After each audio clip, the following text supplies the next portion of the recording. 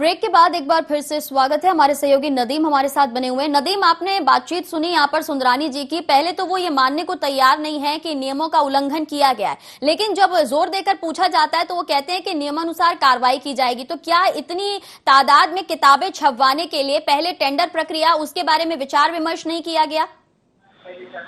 लेकिन आज तमाम पूरी प्रक्रिया के लिए किसी भी प्रकार की कोई टेंडर की कोई प्रक्रिया नहीं की गई और डायरेक्ट जो है भाजपा ने अपने नेताओं का महिमा मंडित करने के लिए डायरेक्ट 6 करोड़ रुपए की जो लागत है वो किताब छपाया और पंडित दीनदयाल उपाध्याय के विचारों को जनता तक पहुंचाने का काम कर रही है। वहीं कांग्रेस इस पूरे मामले में ये कहती है नाजरीन की भाजपा और संघ में कोई ऐसा महापुरुष नहीं है जिसके कारण जिनका देश की आजादी में कोई योगदान हो, जिसको लेकर के देश में उनको आइडल माना जाए। कहीं ना कहीं इन पूरे मामले को जिस तरह कांग्रेस आरोप लगा रही है और कांग्रेस के आरोप के मुताबिक अगर ये माना जाए कि कहीं ना कहीं मिथ्या रूपी महापुरुषों को जो है वो भाजपा प्रचार प्रसार करके आम जनता के बीच स्थापित करने की कोशिश जो कर रही है, ये कांग्रेस का आरोप है। तो क्या माना जाए नदीम, यहाँ पर कथनी और करनी में अंतर है? एक तरफ भ्रष्टाचार को खत्म करने की बात, जीरो टॉलरेंस की नीति अपनाने की बात, और फिर खुद के जरिए ही यहाँ पर अगर सिर्फ और सिर्फ किताब छपवाने की बात की जाए तो उसमें नियम प्रक्रिया को लेकर कोई बातचीत नहीं की जाती है, ना ही विभाग प्रमुख जो है वो भी कुछ बोल रहे हैं। तो कैसा देखा जाए?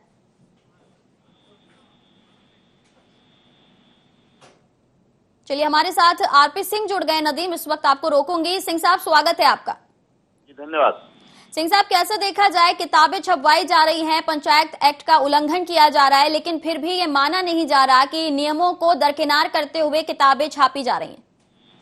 देखिए, भारतीय जनता पार्टी की सरकार की खासियत ये रहती है कि वो भ्रष्टाचार करने के नए नए तरीके और नए नए बहाने खोजती रहती है जी। दीनदयाल उपाध्याय जी के ऊपर छपाई गई किताब में भी जो है लगभग 6.5 करोड़ रुपए का गोलमाल किया है। सरकार की अपनी ही जो नियम कानून और शर्तें उसका पालन नहीं किया गया है। बिना निविदा हुए, बिना टेंडर से तय हुए आप किसी अननोन आदमी से कैसे किताबें छपा सकते हैं? बिल्कुल बिल्कुल। और किताबें छपाना दूर की बात, हम तो ये पूछना चाहते हैं भारतीय जनता पार्टी के मित्रों से, पहले ये बताइए देश को कि पंडित दीनदयाल उपाध्याय है कौन? इन्होंने देश के लिए किया क्या है? मानवता के विकास के लिए इनका क्या योगदान है? समाज के विकास के लिए इनका क्या योगदान है? हिंदुस्तान को आजादी दिलाने में इनका क्या योगदान है? जब इन्हीं के सरकार का एक वरिष्ठ अधिकारी जब पूछता है कि दीनदयाल उपाध्याय कौन है, तो तत्काल उसके खिलाफ जहाँ पे कार्रवाई जाती है, मानहानि का जो अपना कल केस कर दिया जाता है उसके ऊपर। भाई, इतनी झल्लाहट क्यों, बौखलाहट क्यों? यदि कोई पूछता है कि कौन है उपाध्याय तो आप बताइए ना। आज पूरा विश्व जानता है कि महात्मा गांधी कौन है, इंदिरा गांधी कौन है, राजीव गांधी कौन है, उन्होंने मानवता के लिए क्या किया, देश के लिए क्या किया। तो कौन उपाध्याय है जिनको आप इतिहास के ढेर से झाड़ पोछ निकाल कर? क्या लगता है, कांग्रेस ये सवाल बहुत लंबे वक्त से पूछ रही है कि आखिर पंडित दीनदयाल उपाध्याय कौन है, उनकी जीवनी क्या कुछ है, उसके बारे में जानकारी चाहिए। जब सत्ता पक्ष के नुमाइंदों से ये सवाल पूछा जाता है तो वो कहते हैं कि हमारा ये माध्यम ही है कि हम जानकारी अब लोगों के बीच पहुंचा सकें। इसी कोशिश के लिए किताबें छपवाई जा रही है, इसी कोशिश के लिए कथा का आयोजन किया जाता है, इसी कोशिश के लिए किताबें और स्कूलों में जानकारी दी जा रही है। तो क्या माना जाए, सवालों का जवाब देने का ये माध्यम अपनाया गया है या फिर जैसा कि आपने आरोप लगाया कि भ्रष्टाचार का एक तरीका निकाला है?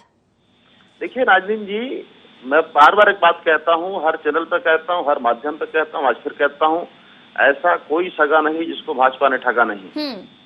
ये इतनी धोखेबाज लोगों की पार्टी है कि समाज के हर वर्ग में धोखा देना चाहते हैं, चाहे किसान हो, मजदूर हो, युवा हो, बेरोजगार हो, किसी को उन्होंने नहीं छोड़ा है। जी जी। तो अब जो है, जिस पार्टी का खुद का कोई इतिहास नहीं है, तो अब इतिहास को गढ़ा जा रहा है नए सिरे से। जगह जगह जो है उनकी जीवनी पढ़ के सुनाई जा रही है जी। ऐसे व्यक्ति की जीवनी जिसके बारे में इतिहास में कुछ लिखा ही नहीं है, ऐसे व्यक्ति की जीवनी जिसने इस देश के लिए कुछ किया ही नहीं है। चलिए, अगर इस मुद्दे से विपरीत जाके बात की जाए, टेंडर प्रक्रिया को दरकिनार कर दिया गया, पंचायत एक्ट का उल्लंघन किया गया, लेकिन उसके बाद भी बार बार ये कहा जा रहा है कि कांग्रेस की आदत है आरोप लगाना। तो क्या ये माना जाए यहाँ पर किसी तरह का गुरूर बना हुआ है जिसकी वजह से आरोपों को दरकिनार किया जा रहा है? और अगर ऐसा हो रहा है तो कांग्रेस क्या तल्ख तेवर अपनाते हुए इस मामले को उठाएगी? देखिए, मैं आपके माध्यम से एक बात जो है आपको दर्शकों को बता दूं, ये मामला हम विधानसभा के आगामी सत्र में उठाएंगे और सरकार को इसका जवाब देने के लिए बाध्य होना पड़ेगा। रही बात अहंकार की, तो ये आपने बिल्कुल सच कहा, मैं आपकी बातों से सहमत हूँ कि यहाँ 3 बार सरकार बनने से भारतीय जनता पार्टी को अब ये गुमान हो गया है कि हम जनता के शासक हैं, ना कि जनता के सेवक हैं। जबकि लोकतंत्र में सर्वोच्च सत्ता और सबसे बड़ी ताकत जनता के हाथ में होती है। सरकार उसकी चुनी हुई सेवक होती है। चलिए, आपको रोकूंगी सर कुछ वक्त के लिए। हमारे साथ वरिष्ठ पत्रकार रविकांत कौशिक जुड़ गए हैं। स्वागत है सर आपका। जी कौशिक सर, किताबें छपवाई जा रही हैं, 6.5 करोड़ रुपए की राशि खर्च की गई है सरकारी मद से, लेकिन अगर बात की जाए टेंडर प्रक्रिया नहीं की गई है।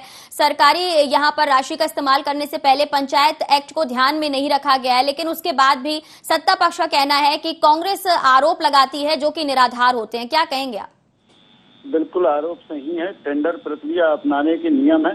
सरकार ने सरकार के नियम कानून से चलते हैं। सरकार खुद दावा करती है कि हम नियम प्रक्रिया से चलते हैं, तो इतनी बड़ी खरीदी और इतनी बड़ी प्रक्रिया के अंतर्गत निविदा क्यों नहीं आमंत्रित की गई? क्या 6 करोड़ रुपए, क्या पूरी सरकार को जनता का इतना बड़ा बजट आखिर क्या बिना टेंडर के करने का होता है? क्यों नहीं टेंडर किया सरकार ने? ये तो जवाब उसको जनता को देना चाहिए।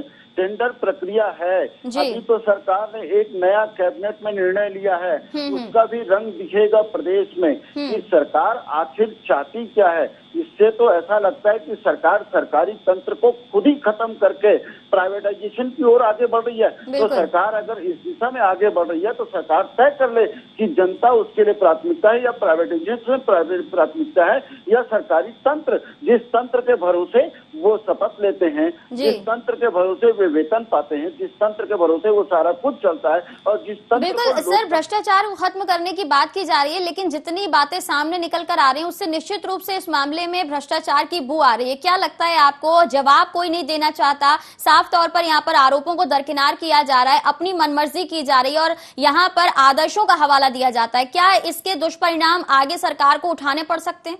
बिल्कुल उठाने पड़ेंगे दुष्परिणाम। जो गलत तकनीक अपनाएगा देर तक नहीं चलने वाली। कुछ समय के लिए ये सारे गलत तकनीकों के परिणाम अल्पकालीन सुख होते हैं, दीर्घकालीन सुख नहीं होते। उसका रिएक्शन होगा, किसी न किसी रूप में होगा, और इसके लिए सरकार, जिन लोगों ने गलती की है उन्होंने अक्षम्य अपराध किया है और उसके लिए उन्हें तैयार रहना चाहिए। बिल्कुल बिल्कुल, बहुत शुक्रिया सर हमारे साथ जुड़ने के लिए। सिंह साहब आपका भी धन्यवाद। नदीम, शुक्रिया पूरी जानकारी के लिए। तो किताब मामले पर संघर्ष यहाँ पर लगातार किया जा रहा है, संग्राम भी बराबर से जारी है, लेकिन सवाल उठते हैं कि आखिर किताब छपवाने के मामले में पिछले दरवाजे से क्यों इसके प्रकाशन के ऑर्डर जारी किए गए हैं? ये बड़ा सवाल है जिस पर राज्य सरकार ने फिलहाल चुप्पी साध रखी है, नुमाइंदे बोलने को तैयार नहीं है, लेकिन कांग्रेस का कहना है कि अब सदन के अंदर इन सारे सवालों के जवाब पूछेगी और बाध्य करेगी सरकार को कि वो जवाब दें। अब वक्त बताएगा कि कांग्रेस की कोशिश कितना रंग लाती है। फिलहाल IND स्पेशल में इतना ही। दीजिए इजाजत, नमस्कार।